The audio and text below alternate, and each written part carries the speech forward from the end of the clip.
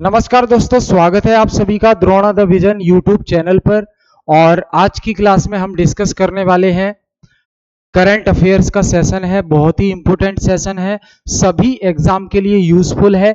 चाहे आप टीचिंग के किसी भी एग्जाम की तैयारी कर रहे हो, डीएसएसबी, केवीएस, नवोदय या यूपी के किसी एग्जाम के लिए, और या फिर आप एसएससी के किसी भी एग्जाम के लिए तैयारी कर रहे हैं, एनडीए के लिए तैयारी कर रहे हैं, सीडीएस के लिए तैयारी कर रहे हैं, और जो भी सेंट्रल गवर्नमेंट के या स्टेट गवर्नमेंट के एग्जाम होते हैं जहां पर करंट अफेयर पूछा जाता है, तो उसके लिए यह क्लास बहुत ही यूजफुल है। हम एमसीक्यू भी देखेंगे और साथ ही साथ उसका एक्सप्लेनेशन की डिटेल भी देखेंगे अच्छे से। तो एक क्वेश्चन के साथ आपको कई सारे क्वेश्चंस का आंसर देने की तैयारी हो जाएगी। ठीक है, तो हम शुरू करते हैं। ये हमारी वीकली क्लास है, हर संडे को ये क्लास रहेगी आपकी, तो चैनल पर जुड़े रहिए। और जो इस क्लास में कनेक्ट हो रहे हैं बच्चे नए, तो उनको मैं बता दूं, मंडे से लेकर सैटरडे तक रेगुलर 8 बजे रात को जीके जीएस का प्रैक्टिस सेट आता है, डेली रात को 8 बजे। और वो प्रैक्टिस सेट पिछले सालों में पूछे गए प्रश्नों पर आधारित होता है, तो उससे आपको एक आइडिया लगता है कि आपको तैयारी किस दिशा में करनी है, कौन सा टॉपिक आपको पढ़ना है, उस टॉपिक से कौन कौन से प्रश्न बन रहे हैं। ठीक है, और जो Monday to Saturday GK GS हो गया, और संडे को वीकली करंट अफेयर का सेशन है, तो उसमें हम एमसीक्यू प्लस एक्सप्लेनेशन पूरी डिटेल डिस्कस करेंगे, जो आपके लिए बहुत ही यूजफुल है। तो एक बार मैं सभी फिर का स्वागत करता हूं, एक बार सभी जुड़ जाएं और क्लास को शेयर करना बिल्कुल ना भूलें, क्योंकि जितने ज्यादा स्टूडेंट होंगे आपके आपस में ही एक कॉम्पिटिटिव इन्वायरमेंट क्रिएट होगा, जो आपके लिए बहुत हेल्पफुल है। ठीक है, तो शुरू करते हैं बिना कोई देरी किए। मेरा नाम है प्रेमपाल सिंह, और ये देखिए क्वेश्चन आपके सामने है। हाल ही में किस अफ्रीकी देश ने मारबर्ग वायरस के प्रकोप की सूचना दी है? Which African country has recently reported the spread of Marburg virus? Option आपके सामने है, तंजानिया, केन्या, सोमालिया या रवांडा। कौन सा वो देश है जो कौन सा वो अफ्रीकन देश है जिसने हाल ही में जो है मारबर्ग वायरस की सूचना दी है? तो देखो, तंजानिया, केन्या, सोमालिया, रवांडा सही आंसर हो जाएगा। ठीक है, रवांडा जो है सही आंसर इसका हो जाएगा। इस वायरस के बारे में जो है, वायरस के प्रकोप के बारे में सूचना इसने दी है। इसके बारे में कुछ डिटेल्स हैं, वो जान लेते हैं हम। तो डिटेल्स क्या है तो देखेंगे आपके सामने है डिटेल्स। ये पीडीएफ आपको टेलीग्राम ग्रुप पर मिल जाएगी, व्हाट्सएप ग्रुप पे भी शेयर हो जाएगी। तो आप जो है डिस्क्रिप्शन में जाके सारी डिटेल है, वहां पे आप ग्रुप ज्वाइन कर सकते हैं। हाल ही में रवांडा में मार्बर्ग वायरस के प्रकोप के कारण 6 लोगों की मृत्यु हो गई है। ये जो मार्बर्ग वायरस है, इसकी वजह से 6 लोगों की मृत्यु हो गई है। मार्बर्ग वायरस रोग जो है एक दुर्लभ लेकिन गंभीर रक्तस्रावी बुखार है, ये जो मनुष्यों और प्राइमेट्स को प्रभावित करता है। एमबीडी का कारण मार्बर्ग वायरस है, जो इबोला वायरस के समान है। इबोला वायरस आया था पहले, तो इबोला वायरस जैसा ही है ये मार्बर्ग वायरस, और ये एक प्रकार का बुखार है। और दोनों ही ये, चाहे इबोला वायरस की हम बात करें, चाहे मार्बर्ग वायरस की हम बात करें, ये दोनों ही और जो है फिलोविराइडे परिवार से संबंधित हैं। इस वायरस की पहली पहचान 1967 में जर्मनी के मार्बर्ग में हुई थी। ये जो वायरस है, इसकी सबसे पहले पहचान कहां हुई थी? जर्मनी के मार्बर्ग में, वहीं से इसका नाम पड़ गया मार्बर्ग वायरस। ठीक है, तो ये सवाल पूछा जा सकता है कि मार्बर्ग जो वायरस है हाल ही में न्यूज में है, तो इसकी शुरुआत सबसे पहले किस देश में हुई? तो मार्बर्ग में हुई, जर्मनी में मार्बर्ग में हुई। कब? ईयर याद रखना है, 1967 में। जो संक्रमित हरे बंदरों से जुड़ी थी। कहां से फैल रहा था संक्रमण? बंदरों से फैल रहा था। अब अफ्रीकी फल चमगादड़ इस वायरस का भंडारक मेजबान है और संचरण शरीर के तरल पदार्थों के सीधे संपर्क के माध्यम से होता है। तरल पदार्थों के सीधे इंटरेक्शन से ये वायरस हो जाता है। ठीक है, तो वायरस कोई भी हो, समय से पहले उसको कंट्रोल कर लेना चाहिए, नहीं तो कोरोना जैसी स्थिति बन जाती है, जो केवल एक देश के लिए नहीं पूरे विश्व के लिए घातक है।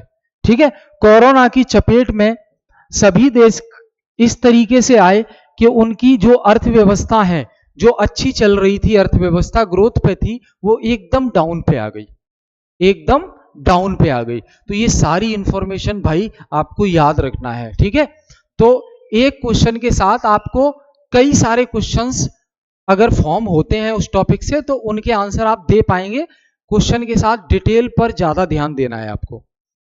अगला सवाल है, हाल ही में समाचारों में दिखाई देने वाला कैनरी द्वीप समूह, कैनरी द्वीप समूह किस महासागर में स्थित है?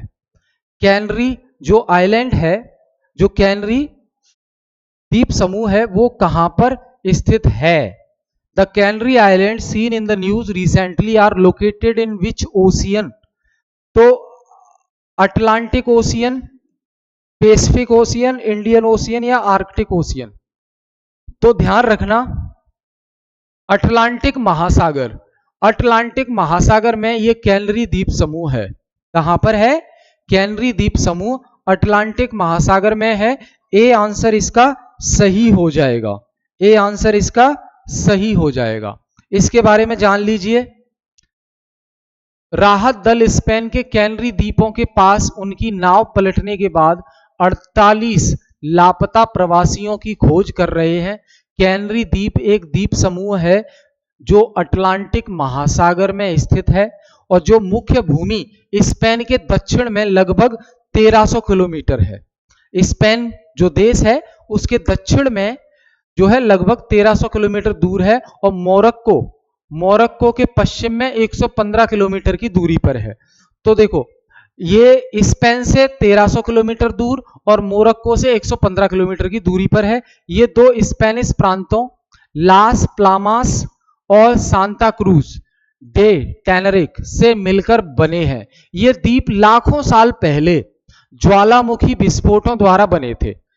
ज्वालामुखी विस्फोट हुआ था लाखों साल पहले, उसकी वजह से ये आइलैंड बन गए।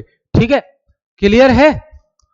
इनमें समुद्र ज्वालामुखी मिट्टी है और ज्वालामुखी जलवायु उप उष्णकटिबंधीय है, जिसमें गर्म तापमान और मौसमी विविधता कम है। ठीक है, ये याद रखना है आपको डिटेल। आगे बात करेंगे हम अगले क्वेश्चन की। तो क्वेश्चन है आपके सामने, क्वेश्चन एक बार रीड कीजिए आप। हाल ही में किस देश में भारत के संयुक्त राष्ट्र सुरक्षा परिषद में स्थायी सदस्यता के लिए आवेदन का समर्थन किया है? यानी कि यूनाइटेड नेशन सिक्योरिटी काउंसिल में भारत को परमानेंट मेंबर बनाया जाए, भारत को परमानेंट सीट दी जाए, इसके समर्थन में कौन सा देश बोला है? कौन सा देश बोला है? तो भाई भूटान बोला है। कौन बोला है? भूटान ने भारत का समर्थन किया है और कहा है कि यूनाइटेड नेशन में, यूनाइटेड नेशन सिक्योरिटी काउंसिल, संयुक्त राष्ट्र सुरक्षा परिषद में भारत को स्थायी सदस्य बनाना चाहिए। अभी भारत स्थायी सदस्य नहीं है। चाइना इसके विरोध में वोटिंग करता है। ठीक है, इसलिए सपोर्ट नहीं मिल पाता है इंडिया को। ठीक है, तो ये याद रखना है। संयुक्त राष्ट्र महासभा के 79वें सत्र में 79वां सत्र हुआ, उसके दौरान भूटान के प्रधानमंत्री ने भारत के लिए एक सुधारित संयुक्त राष्ट्र सुरक्षा परिषद में स्थायी सीट के लिए आवेदन का मजबूत समर्थन व्यक्त किया है। ठीक है, ये याद रखना है आपको। भूटान जो हमारा पड़ोसी देश है, तो भूटान ने जो है भारत का समर्थन किया है, ये याद रखना है आपको। ठीक, अगला सवाल देखिए आपके सामने। अगला सवाल है, एक सेकंड, अगला सवाल देखिए, फोर्थ वन। हालिया डेटा के अनुसार कौन सा राज्य पीएम सूर्या घर मुफ्त बिजली योजना के तहत छत पर सौर ऊर्जा की स्थापित क्षमता में देश में अग्रणी है? बताइए, 4 ऑप्शन आपके सामने हैं। करंट डेटा के अनुसार वो कौन सा राज्य है पीएम सूर्या घर मुफ्त बिजली योजना के तहत छतों पर सौर ऊर्जा स्थापित करने में अग्रणी देश है, सबसे टॉप पर आता है? गुजरात, राजस्थान, मध्य प्रदेश, कर्नाटका। तो भैया गुजरात वो पहला राज्य है जो स्कीम चल रही है पीएम सूर्या घर मुफ्त बिजली योजना के तहत घरों की छत पर सौर पैनल लगाने वाला पहला राज्य बन गया है। अग्रणी मतलब टॉप पर है। ठीक है, क्लियर है? तो ये आपको याद रखना है, बहुत इंपॉर्टेंट सवाल है। सेंट्रल गवर्नमेंट की स्कीम पर सवाल बहुत पूछे जाते हैं करंट अफेयर में।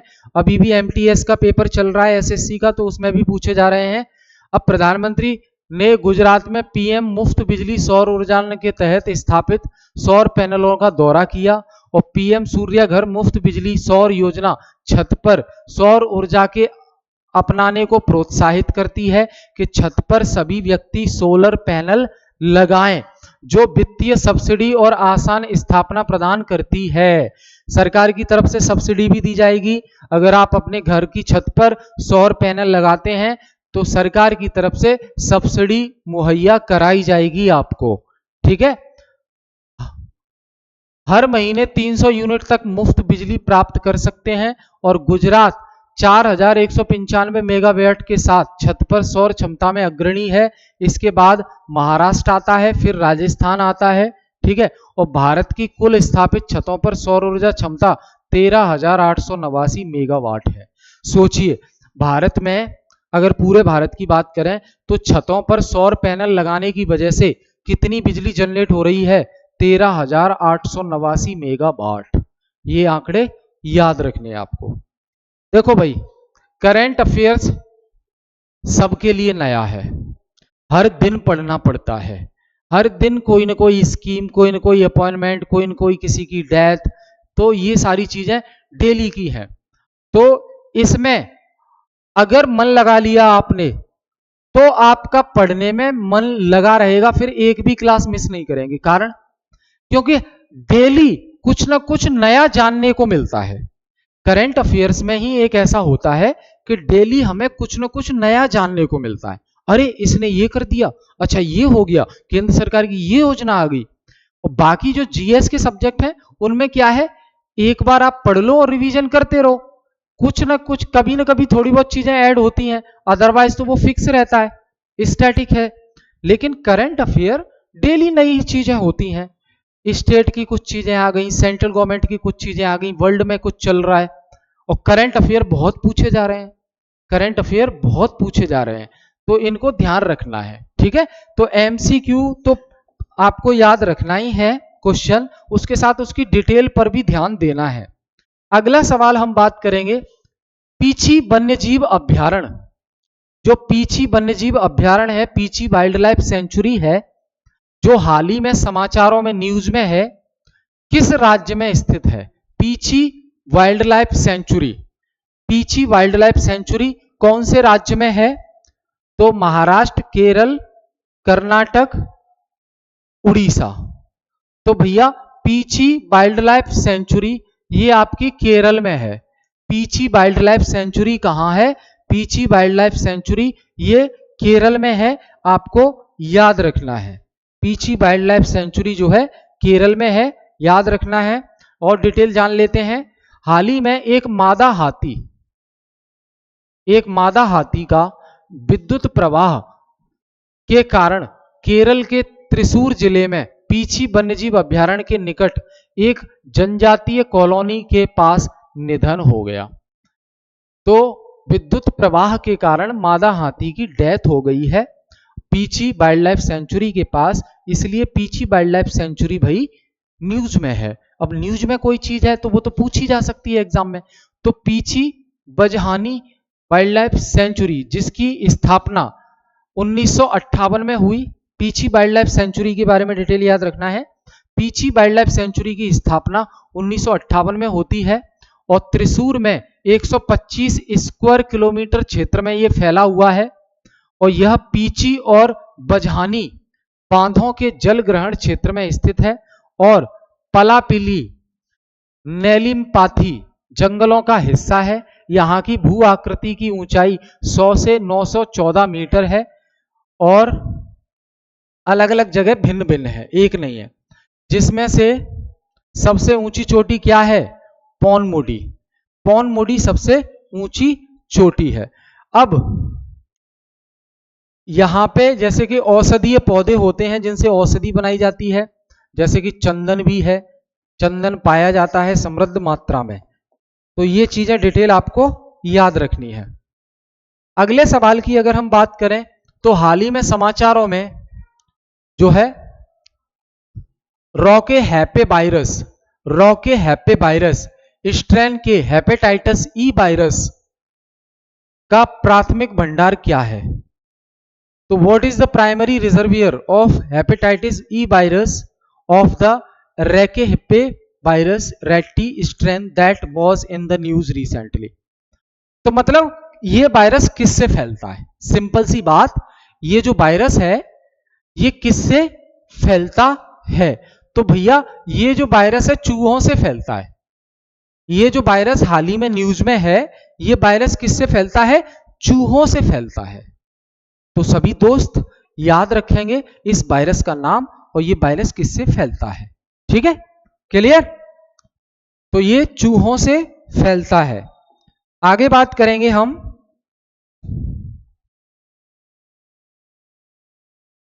अब देखो हाल ही के अध्ययनों से पता चलता है कि ये जो वायरस है जिसे सामान्यतः चूहा HEV के नाम से जाना जाता है, मुख्य रूप से चूहों में निवास करता है। कहां रहता है ये वायरस? चूहों में रहता है और यह मानवों को संक्रमित करने की क्षमता रखता है। 2018 में पहले मानव मामले के बाद से कम 20 मामले रिपोर्ट किए गए हैं। 2018 में सोचिए एक मानव की रिपोर्ट में यह बताया गया था कि उसको ये चूहों से फैलने वाला वायरस है, पॉजिटिव है वो, लेकिन अभी तक 20 मामले रिपोर्ट में आ चुके हैं जो अक्सर कच्चे सूअर के मांस के सेवन से जुड़े हुए हैं। कच्चे सूअर के मांस के सेवन से बने हुए हैं, यानी कि सूअर के मांस को ऐसे ही कच्चे खा जाना। ठीक है, जो रिसर्चर्स हैं, शोधकर्ता, यह भी खोजा है कि चूहा HEV सूअरों को संक्रमित कर सकता है। ये जो वायरस है वो सूअरों को भी संक्रमित कर सकता है। ठीक है, और उनके बीच फैल सकता है, जिससे सूअर उद्योग के लिए मानव संक्रमण के संभावित मार्ग के रूप में चिंताएं बढ़ जाती हैं।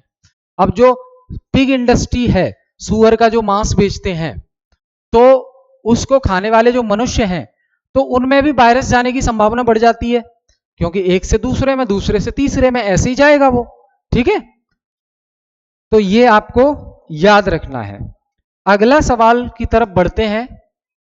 अगला सवाल है आपके सामने, हाल ही में कौन सा देश दुनिया में कुष्ठ रोग को समाप्त करने वाला पहला देश बन गया है? बताओ भाई। Recently which country has become the first country to eliminate leprosy?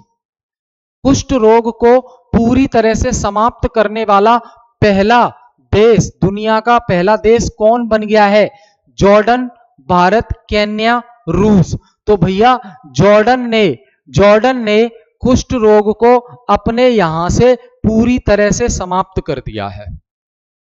Jordan ने कुष्ठ रोग को अपने यहां से पूरी तरह समाप्त कर दिया गया है और ऐसा करने वाला जॉर्डन देश दुनिया का पहला देश बन गया है। तो ये आपको याद रखना है। ठीक है, बिल्कुल पूछा जा सकता है, डेफिनेटली। ठीक है, करंट अफेयर्स आजकल बहुत आ रहे हैं। जॉर्डन दुनिया का पहला देश बन गया, बिल्कुल बन गया, मान लिया जी, जिसने कुष्ठ रोग को समाप्त कर दिया है, जिसे विश्व स्वास्थ्य संगठन, वर्ल्ड हेल्थ ऑर्गेनाइजेशन ने इस मील का पत्थर माना है। WHO ने जो है मील का पत्थर माना है कि ये तो बहुत बड़ा काम कर दिया जॉर्डन ने। ठीक, इस सफलता का जो क्रेडिट है व्यापक सार्वजनिक स्वास्थ्य अभियानों, जो सरकारी अभियान चलाए जा रहे थे देश में, प्रारंभिक पहचान पहलों, शुरुआती लक्षण क्या होते हैं इसके, उसके बारे में जागरूकता, और फ्री इलाज किया जा रहा था। इन कार्यक्रमों के जरिए जो है जॉर्डन इस मुकाम तक पहुंच पाया कि एक खतरनाक बीमारी कुष्ठ रोग उसको समाप्त कर दिया और दुनिया का पहला देश बन गया है जॉर्डन। 8वां प्रश्न है जय महाकाल। जय महाकाल से संबंधित है। तो महाकालेश्वर मंदिर हाल ही में मंदिर के ढहने के कारण समाचारों में रहा। किस राज्य में स्थित है? उत्तर प्रदेश, कर्नाटक, तमिलनाडु, मध्य प्रदेश। तो भैया मध्य प्रदेश में स्थित है महाकालेश्वर मंदिर। महाकालेश्वर जो ज्योतिर्लिंग है, जो जितने ज्योतिर्लिंग हैं इंडिया में, उनमें से एक ज्योतिर्लिंग टेंपल वो मध्य प्रदेश में है। मध्य प्रदेश में कहां पर? उज्जैन में। उज्जैन को महाकालेश्वर की नगरी भी कहा जाता है। यहां पे महाकालेश्वर मंदिर है, महाकालेश्वर ज्योतिर्लिंग। ठीक है, ये शिव, लॉर्ड शिवा, शिव का मंदिर है ये, और ये ज्योतिर्लिंग है। तो मध्य प्रदेश में है महाकालेश्वर मंदिर, याद रखेंगे। अब महाकालेश्वर मंदिर की अगर देखें डिटेल, तो महाकालेश्वर मंदिर के निकट एक बाउंड्री वॉल के ढहने से, महाकालेश्वर मंदिर के पास एक बाउंड्री वॉल थी, दीवार थी, वो गिर गई जिससे 2 लोग मारे गए, जो मध्य प्रदेश के उज्जैन में भारी वर्षा के बाद हुआ। मध्य प्रदेश के उज्जैन में हैवी रेनफॉल हुई, भारी वर्षा हुई, जिसके कारण से जो उज्जैन का महाकालेश्वर टेंपल है उसके पास जो बाउंड्री वॉल थी वो ढह गई, गिर गई, उसकी वजह से 2 लोगों की मौत हो गई। तो महाकालेश्वर मंदिर भगवान शिव को समर्पित है और यह उज्जैन में शिप्रा नदी के किनारे है। तो याद रखना, सवाल ऐसे भी पूछा जा सकता है कि हाल ही में चर्चा में रहा महाकालेश्वर मंदिर किस नदी के किनारे है, किस नदी के पास है? तो शिप्रा नदी के पास है। ठीक है, यह 12 ज्योतिर्लिंगों में से एक है, जो टोटल 12 ज्योतिर्लिंग है भोलेनाथ की, उनमें से एक है। इसका इतिहास कम से कम 6वीं शताब्दी ईसा पूर्व तक का जाता है, हालांकि इसका पुनर्निर्माण 18वीं सदी में किया गया था। इस 5 मंजिला मंदिर की वास्तुकला चालुक्य, मराठा और भूमिजा शैलियों से प्रभावित है। मंदिर में भगवान शिव, गणेश, पार्वती और कार्तिकेय की मूर्तियां हैं और इसमें सर्वतोभद्र शैली में निर्मित एक तालाब भी शामिल है। ठीक है, तो ये डिटेल है भाई। एक ही सवाल से बहुत सारे आंसर आपके तैयार हो गए। आगे बात करेंगे हम 9वां प्रश्न। देखिए, अगर ये पीडीएफ चाहते हैं आप, क्योंकि इसमें एक्सप्लेनेशन भी है हर क्वेश्चन का, पीडीएफ चाहते हैं तो आप टेलीग्राम चैनल ज्वाइन कर सकते हैं, हमारा व्हाट्सएप ग्रुप ज्वाइन कर सकते हैं। वीडियो के डिस्क्रिप्शन में आपको पूरी डिटेल मिल जाएगी। ठीक है, चलो। कैसुरिनेटी ट्री, कैसुअरीना ट्री जो हाल ही में समाचारों में देखा गया, किस देश का मूल निवासी है? ये किस देश का मूल निवासी है? चीन, ऑस्ट्रेलिया, न्यूजीलैंड, रूस। तो भैया ऑस्ट्रेलिया का निवासी है कैजुअरीना। कैजुअरीना ट्री किस देश का निवासी है? ऑस्ट्रेलिया का निवासी है। तो ये याद रखना है आपको। अब इसके बारे में डिटेल जान लेते हैं। साइक्लोन गाजा के 6 साल बाद तमिलनाडु के वेदारण्यम में किसान अपने पहले हार्वेस्ट के लिए तैयार हो रहे हैं, जो केसुअरीना बागानों का है। और केसुअरीना जो ऑस्ट्रेलिया का मूल निवासी है को 19वीं सदी में भारत में पेश किया गया था और इसे कताड़ी के नाम से भी जाना जाता है। इसमें 4 कल्टीवेटेड स्पेसीज हैं। ठीक है, एग्रीकल्चर से रिलेटेड है और इसकी नाइट्रोजन फिक्सिंग क्षमता और विभिन्न प्रकार की मिट्टी और जलवायु के प्रति अनुकूलता इसे वाणिज्यिक और पर्यावरणीय पौधारोपण के लिए आदर्श बनाती है। ठीक है, फॉरेस्टेशन इससे किया जाता है। कैसुअरीना उष्ण कटिबंधीय, उप उष्ण कटिबंधीय और भूमध्य सागरीय क्षेत्रों में अच्छी तरह से बढ़ती है। ठीक है,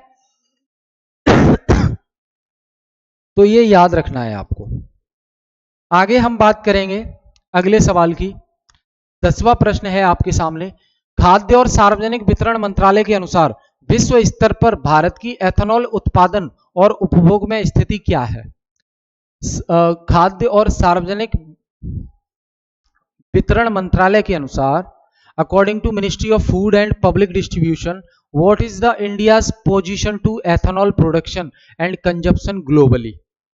अगर वैश्विक आधार पर देखें तो खाद्य और सार्वजनिक वितरण मंत्रालय के अनुसार विश्व स्तर पर भारत की एथेनॉल उत्पादन और उपभोग में स्थिति क्या है, मतलब भारत में कितना एथेनॉल उत्पादन होता है और कितना हम कंज्यूम करते हैं, ठीक है, उपयोग करते हैं। तो कौन सी स्थिति है, थर्ड नंबर पे आता है।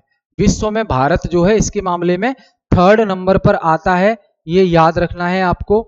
आगे अगर हम बात करें तो भारत एथेनॉल का विश्व का तीसरा सबसे बड़ा उत्पादक और उपभोक्ता बन गया है। उत्पादक भी तीसरा है, उपभोक्ता भी तीसरा है, जो मुख्य रूप से गन्ने से प्राप्त होता है। एथेनॉल कहां से प्राप्त होता है, गन्ने से प्राप्त होता है। खाद्य और सार्वजनिक वितरण मंत्री प्रहलाद जोशी ने बताया कि पिछले एक दशक में गन्ने की खेती में 18% की वृद्धि हुई है और जिससे चीनी उत्पादन में 40% की बढ़ोतरी हुई है और न्यूनतम समर्थन मूल्य के माध्यम से सरकार का समर्थन किसानों की आय को बेहतर बनाने में सहायक रहा, जिससे वे नवीनीकरणीय ऊर्जा क्षेत्र में महत्वपूर्ण योगदानकर्ताओं के रूप में उभरे हैं। साथ ही राष्ट्रीय hydrogen mission, national green hydrogen mission जैसी पहलों के माध्यम से भारत की ऊर्जा स्वतंत्रता को बढ़ावा देने का लक्ष्य है। ठीक है, तो इंडिया खुद के लिए जितना कंजप्शन है उतना एनर्जी प्रोड्यूस करने की बात कर रही है, उसके लिए योजनाएं चला रही है, प्रोत्साहित कर रही है, जिससे हम एनर्जी में जो है सेल्फ सफिशिएंट हो जाए। जितनी ऊर्जा की आवश्यकता हमें हमारे देश में है उतना हम खुद जनरेट करें। ठीक है, 11वां प्रश्न है आपके सामने, गर्रा जुबानेसिस और लोरिनचिस कोसिजिनी क्या है, जो हाल ही में समाचारों में देखे गए। तो ये क्या चीज है, ये क्या चीज है बताइए। फिश है, स्पाइडर है, फ्रॉग है, स्नैक है, क्या है। तो ये भाई मछली है। ये क्या है, ये दोनों जो है मछलियां हैं, हाल ही में न्यूज में रही, ये दोनों मछलियां हैं। क्या है ये, कहां पे मिली। तो शोधकर्ताओं ने नागालैंड में 2 नई मछली प्रजातियां खोजी हैं। नागालैंड में जो रिसर्चर्स हैं उन्होंने नागालैंड में मछलियों की 2 नई प्रजाति खोज निकाली है। मतलब ये नई प्रजाति हैं, इससे पहले ये प्रजाति नहीं देखी गई। अब इन्होंने खोजकर्ताओं ने खोज निकाली है, ये दोनों टोरेंट मिनोज हैं, जो तेज बहाव वाली धाराओं में पाई जाने वाली छोटे मीठे पानी की मछलियां हैं। जो तेज बहाव वाली धाराएं हैं पानी की, वहां पे ये पाई जाती हैं। ठीक है, अब कोहिमा में ब्रह्मपुत्र की एक उपनदी जुब्जा है। कोहिमा में, जो नागालैंड की राजधानी कोहिमा में ब्रह्मपुत्र की एक उपनदी है जुब्जा नदी, इसमें पाया गया, जहां इसका आवास तेज बहाव वाली चट्टानी धाराएं हैं। ठीक है, तो ये आपको इतना याद रखना है इसके बारे में। ये दोनों जो स्पेसीज हैं, दोनों प्रजातियां किसकी हैं, मछली की हैं। ठीक है, 12वें प्रश्न की अगर हम बात करें तो 12वां प्रश्न है, भारत ने जूनियर वर्ल्ड वुशु चैंपियनशिप 2024 में कितने पदक जीते। स्पोर्ट्स से सवाल पूछे गए हैं। अभी जो एग्जाम चल रहे हैं एसएससी के, उसमें यह भी पूछा गया था 2021 में जो मैच हुआ था इंडिया का, उसमें रेफरी कौन था। बताओ कैसे कैसे क्वेश्चन पूछे जा रहे हैं। अब जिस व्यक्ति को क्रिकेट में इंटरेस्ट ही ना हो वो कितना याद रखेगा, पर ये कॉमन चीजें हैं जो आपको याद रखनी है कि कितनी ट्रॉफी आई, अवार्ड किसको मिला, मैन ऑफ द मैच किसको मिला। तो ये तो कॉमन चीजें हैं, ये आप याद रख सकते हो, याद रखनी भी चाहिए क्योंकि पेपर में आती है। ठीक है, तो कुल कितने पदक जीते हैं भारत ने जूनियर वर्ल्ड वुशु चैंपियनशिप में। जूनियर वर्ल्ड वुशु चैंपियनशिप में कितने पदक जीते हैं 2024 में। तो ये 7 पदक जीते हैं। कितने, कुल 7 पदक भारत ने जीते हैं इस चैंपियनशिप 2024 में। ठीक है, याद रखेंगे। भारतीय टीम ने ब्रुनेई में आयोजित, कहां आयोजित हुए ये एक सवाल बन गया आपका। ब्रुनेई में आयोजित हुए ये जूनियर वर्ल्ड वुशु चैंपियनशिप 2024 कहां आयोजित हुई, ब्रुनेई में आयोजित हुई। इसमें 7 पदक जीते हैं भारत ने। भारत ने 2 तो स्वर्ण पदक जीते हैं, 1 रजत पदक जीता है और 4 कांस्य पदक जीते हैं। यह है विवरण।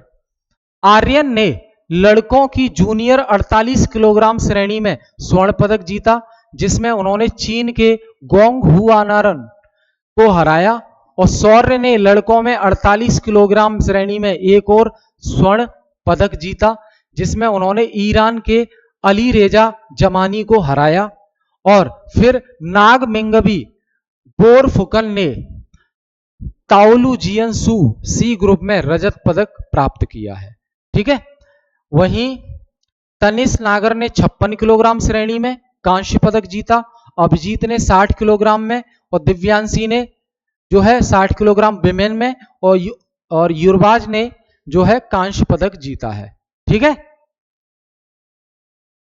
24 सदस्यीय भारतीय टीम ने प्रतियोगिता में भाग लिया। कितने सदस्य? 24। ये फैक्चुअल इंफॉर्मेशन है भाई, याद तो रखनी पड़ेगी। ठीक है। एग्जाम बिल्कुल लाइनअप है, बहुत सारे एग्जाम हैं आपके सामने, और एंश्योर ये कीजिए, कोशिश ये कीजिए कि किसी न किसी एग्जाम में इस बार आपका नंबर आना चाहिए।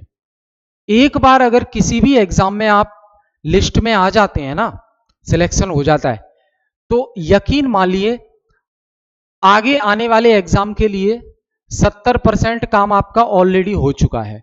क्योंकि असली काम सिर्फ पढ़ाई से नहीं, पढ़ाई के साथ साथ कॉन्फिडेंस भी आए आपको, इनर कॉन्फिडेंस, अंदर से कॉन्फिडेंस आए। और वो कैसे आएगा? जब सिलेक्शन लिस्ट में आप अपना नाम देखोगे, अपने आप कॉन्फिडेंस बूस्ट हो जाएगा आपका। ठीक है। सिलेक्शन नहीं हो रहा किसी में तो कॉन्फिडेंस लूज रहता है, डर रहता है, लेकिन सिलेक्शन 1-2 होते रहे आपके, भले ही छोटी छोटी पोस्ट पे, तो आने वाले पोस्ट के लिए जिसको आपने टारगेट बनाया है उसके लिए आपके अंदर कॉन्फिडेंस पैदा हो जाएगा। ठीक है। अगला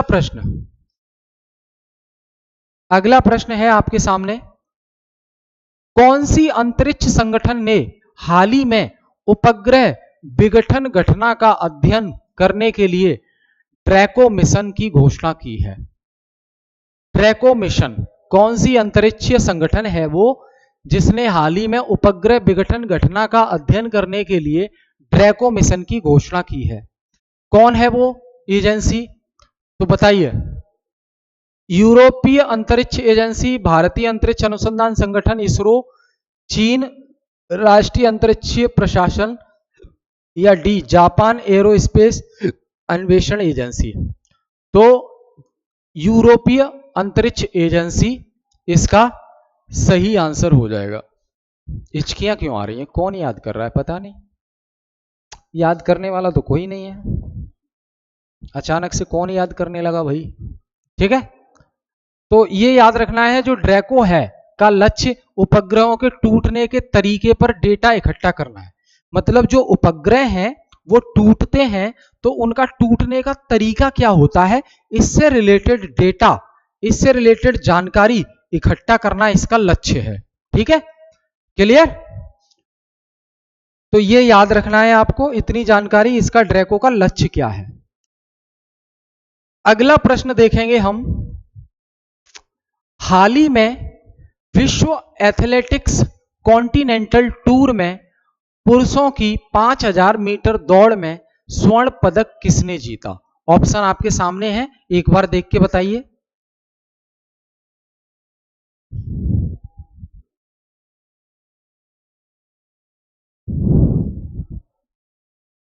ठीक है। क्लियर? तो याद रखेंगे, हाल ही में विश्व एथलेटिक्स कॉन्टिनेंटल टूर में पुरुषों की 5000 मीटर दौड़ में स्वर्ण पदक किसने जीता? तो गुलबीर सिंह, प्रकाश तोमर, विजेंद्र शर्मा और योगेश कुमार। बताओ। तो आंसर हो जाएगा इसका गुलबीर सिंह। किसने जीता? हाल ही में विश्व एथलेटिक्स कॉन्टिनेंटल टूर में पुरुषों की 5000 मीटर दौड़ में जो स्वर्ण पदक गुलबीर सिंह ने जीता है। ये आपको नाम याद रखने हैं भाई, ये धुरंधर लोग हैं, है ना। इनके सम्मान में ही इनका नाम याद रखो, कितनी मेहनत करते हैं लोग। ठीक है। गुलबीर सिंह जो कि 26 साल के भारतीय एथलीट हैं, इन्होंने जापान में विश्व एथलेटिक्स कॉन्टिनेंटल टूर में 5000 मीटर दौड़ में स्वर्ण पदक जीता है। इन्होंने 13 मिनट और 11.82 सेकंड का नया राष्ट्रीय रिकॉर्ड स्थापित किया है, जो उनके पिछले रिकॉर्ड 13 मिनट 18.92 सेकंड को तोड़ देता है, ब्रेक कर देता है। अपने ही रिकॉर्ड को तोड़ा इन्होंने। मार्च में उन्होंने कैलिफोर्निया में 10,000 मीटर का राष्ट्रीय रिकॉर्ड 27 मिनट और 41.81 सेकंड के समय के साथ बनाया। उनका यह प्रयास सुरेंद्र सिंह के 16 साल पुराने रिकॉर्ड को तोड़ता है। अपने इन उपलब्धियों के बावजूद गुलवीर पेरिस ओलंपिक की क्वालिफिकेशन समय से 41 सेकंड से अधिक पीछे रहे। ठीक है, क्लियर? पीछे रहे, क्वालिफाई नहीं कर पाए, तो ये याद रखना है आपको। अगले सवाल की अगर हम बात करें तो अगला सवाल आपकी स्क्रीन पर है। हाल ही में किन दो राज्यों में हाथियों की तैनाती के लिए एक एमओयू पर हस्ताक्षर किए हैं ताकि हाथी संकट को नियंत्रित किया जा सके? हाथी पर आने वाले संकट को कंट्रोल करने के लिए, हाथी पर आने वाली प्रॉब्लम को कंट्रोल करने के लिए हाल ही में कौन से वो दो राज्य हैं जिन्होंने MOU, memorandum of understanding, MOU sign किया है, जिससे हाथियों पर आने वाले संकट को रोका जाए और नियंत्रित किया जाए? तो बिहार या झारखंड, आंध्र प्रदेश और कर्नाटक, उत्तर प्रदेश और मध्य प्रदेश, गुजरात और राजस्थान। तो आंसर हो जाएगा आंध्र प्रदेश और कर्नाटक। तो आंध्र प्रदेश और कर्नाटक ने आपस में एक एमओयू साइन किया है, मेमोरेंडम ऑफ अंडरस्टैंडिंग साइन किया है दोनों सरकारों ने। इससे क्या होगा? हाथियों पर आने वाले संकट को दूर किया जा सकता है। हाथियों पर आने वाले संकट को दूर किया जा सकता है। ठीक है, याद रखेंगे।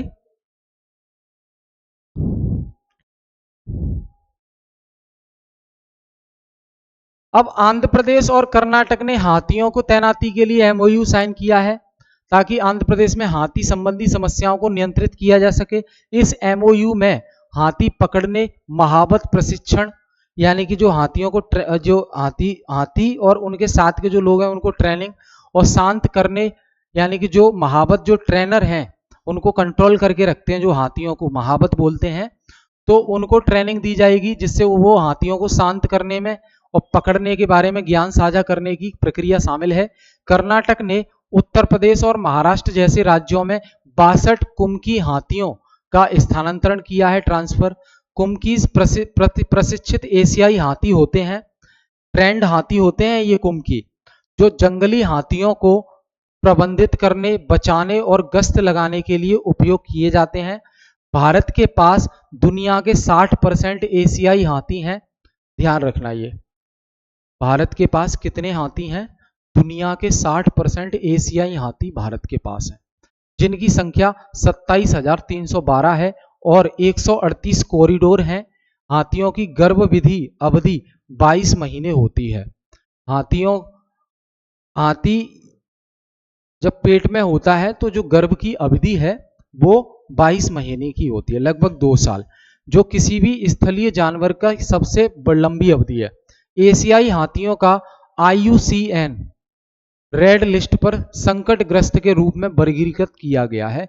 IUCN की रेड लिस्ट में इन हाथियों का वर्णन है, और इन हाथियों का वर्णन जो है संकट, डेंजर्ड कैटेगरी में इनको शामिल किया गया है।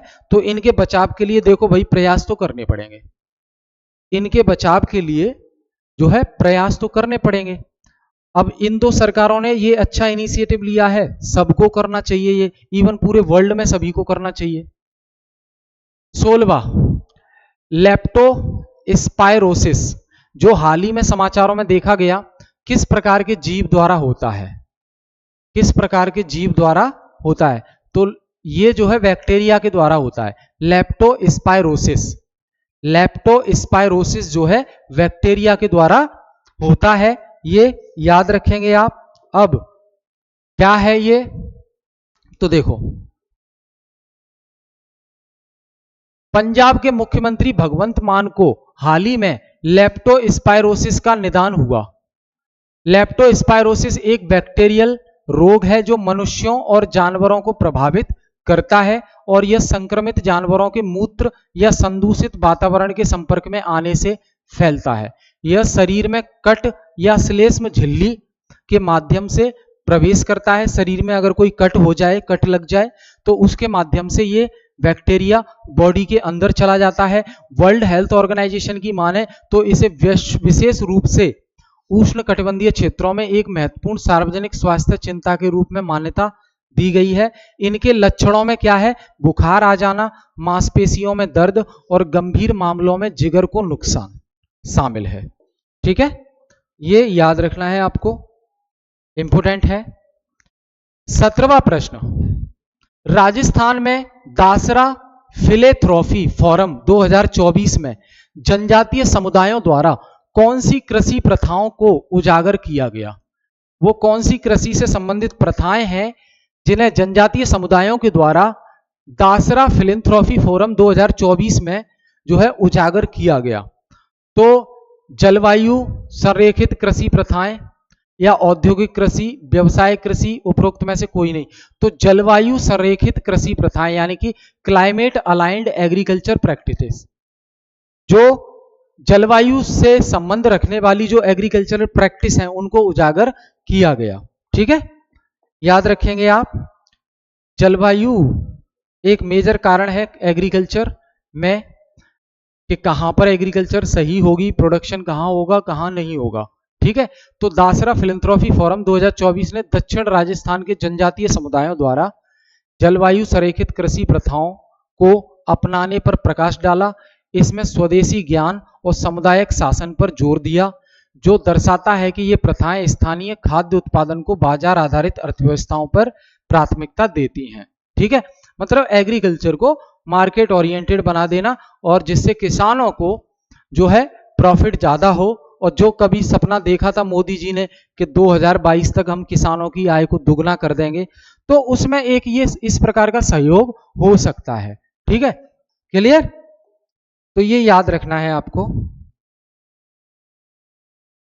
18वां प्रश्न, नमस्ते योजना जो हाल ही में समाचारों में देखी गई है किस श्रमिक समूह से संबंधित है? नमस्ते योजना जो हाल ही में न्यूज़पेपर में देखी गई है, न्यूज में, तो वो किससे संबंधित है?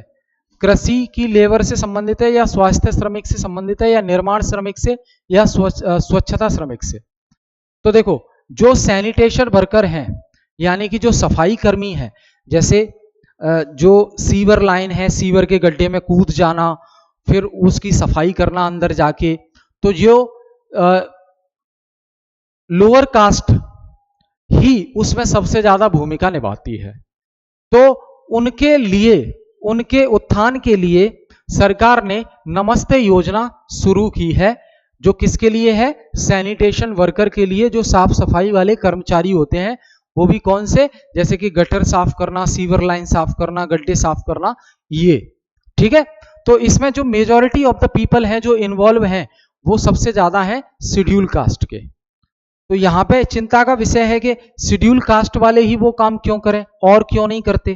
ठीक, तो भारत सरकार ने सीवर और सेप्टिक टैंक श्रमिकों का समर्थन करने और सीवर सफाई को यांत्रिक बनाने के लिए नमस्ते कार्यक्रम शुरू किया है। मतलब सीवर की सफाई अब मैनुअली ना हो, यांत्रिकी रूप से हो, टेक्नोलॉजी की तरफ से हो, तो ऐसा प्रयास किया जा रहा है। श्रमिकों का प्रोफाइल बनाया गया है जिसमें 68.9 अनुसूचित जातियां के लोग शामिल हैं, 14.7 अन्य पिछड़े वर्ग और 8.3 अनुसूचित जनजातियों के लोग शामिल हैं इस प्रोग्राम में। ठीक है, क्लियर? तो आत्म रोजगार परियोजनाओं के लिए 191 लाभार्थियों को 2.26 करोड़ रुपए की पूंजी सब्सिडी वितरित की जाएगी। आत्म रोजगार, खुद का अगर वो रोजगार स्थापित करना चाहे, शुरू करना चाहे, तो उसके लिए सरकार जो है पूंजी उनको देगी। ठीक है, चलो अगला प्रश्न है, हाल ही में किस राज्य में शहरी शासन सूचकांक अर्बन गवर्नेंस इंडेक्स में शीर्ष रैंक प्राप्त की है? हाल ही में कौन सा वो राज्य है भारत का जिसने शहरी शासन सूचकांक में फर्स्ट रैंक प्राप्त की है? उड़ीसा, महाराष्ट्र, केरल, कर्नाटका। तो केरल इसका सही आंसर हो जाएगा। टॉप केरल ने लिस्ट में सर्वोच्च स्थान हासिल किया है अर्बन गवर्नेंस इंडेक्स में। अर्बन गवर्नेंस इंडेक्स में केरल ने सर्वोच्च स्थान प्राप्त किया है। ठीक है, तो केरल ने शहरी शासन सूचकांक में शीर्ष रैंक हासिल की है, जो कि प्रजा फाउंडेशन द्वारा भारत के शहरों का मूल्यांकन करने के लिए किया गया एक अध्ययन है। इस इंडेक्स को, इस सूचकांक को जारी कौन करता है? तो प्रजा फाउंडेशन। नाम याद रखेंगे, प्रजा फाउंडेशन। ठीक है, उड़ीसा दूसरे नंबर पे आया है। ठीक है, उड़ीसा जो है दूसरे नंबर पे है, पहले पे है केरल। याद रखेंगे इसको। अगला प्रश्न है, सी रॉबिन्स एक अद्वितीय मछली प्रजाति जो अपनी चलने की क्षमताओं के लिए जानी जाती है, मुख्य रूप से किस प्रकार के आवास में पाई जाती है? सी रॉबिन एक मछली है जो अपनी चलने की क्षमताओं के कारण जानी जाती है। ये कहां निवास करती है? आवास में, किस आवास में पाई जाती है? उष्ण कटिबंधीय और उप उष्ण कटिबंधीय महासागर, ठीक है, या भूमिगत गुफाएं, खारिज झीलें और मीठे पानी की नदियां। तो ए सही हो जाएगा इसका। उष्ण कटिबंधीय और उप उष्ण कटिबंधीय महासागर में ये जो है मछली पाई जाती है, जिस मछली का नाम क्या है? सी रॉबिन। सी रॉबिन इस मछली का नाम है। ठीक है जी, तो याद रखेंगे आप। तो हाल ही में करंट बायोलॉजी में हुए एक अध्ययन ने सी रॉबिन्स की विकासात्मक अनुकूलनाओं को अन्वेषण किया है, जो अपनी चलने की क्षमताओं के लिए जानी जाती है, और ये उष्ण कटिबंधीय और उप उष्ण कटिबंधीय महासागर में पाई जाती है। ठीक है, इसके पास 6 पैर जैसे अंग होते हैं। इस मछली के पास, सी रॉबिन्स के पास 6 पैर जैसे अंग होते हैं, और जो उनके पंखों के विस्तार हैं, यह अनुकूलन उन्हें समुद्र के तल पर चलने और छिपे हुए शिकार का स्वाद लेने की अनुमति देता है। अध्ययन में यह बताया गया है कि इन अंगों के लिए जिम्मेदार जीन मानव अंगों के निर्माण से समान है, जो यह समझने में मदद करते हैं कि प्राचीन मछलियां कैसे 4 पैर वाले जानवरों में विकसित हुई, जिनमें मानव भी शामिल है। ठीक है, क्लियर? तो ये याद रखेंगे आप। पीडीएफ भाई इसका मिल जाएगा आपको टेलीग्राम चैनल पर, व्हाट्सएप ग्रुप पर मिल जाएगा। ठीक है, सभी एग्जाम के लिए ये साप्ताहिक करंट अफेयर महत्वपूर्ण है, चाहे आप एसएससी की तैयारी कर रहे हैं, टीचिंग की कर रहे हैं, एनडीए की कर रहे हैं, सीडीएस की कर रहे हैं, बैंक, रेलवे या अदर्स, सभी में करंट अफेयर का वेटेज है, आपको अच्छे से पता है। तो तैयारी अच्छे से करते रहिए, हम आपके साथ हैं, सपोर्ट हमारा है। रिवीजन कीजिए अच्छे से और हमारे साथ डेली प्रैक्टिस कीजिए। ठीक है, क्लास अगर पसंद आए तो शेयर जरूर कीजिए, और कमेंट करके कुछ बताना चाह रहे हैं क्लास के बारे में तो कमेंट करके बताइए। तो फिर मिलेंगे। Thank you all of you.